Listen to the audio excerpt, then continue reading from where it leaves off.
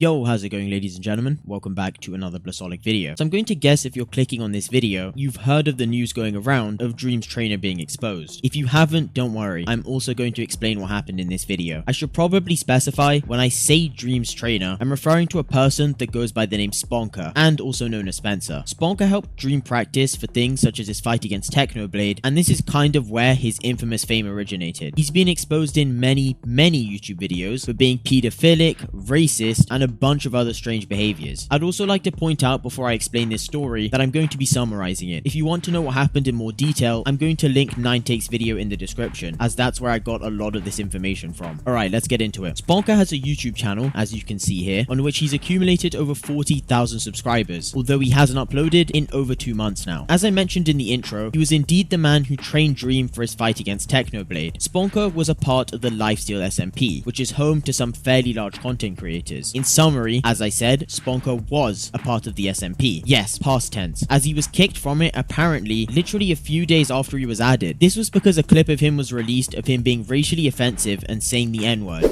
That's 6 by 10. That's 6 by 10.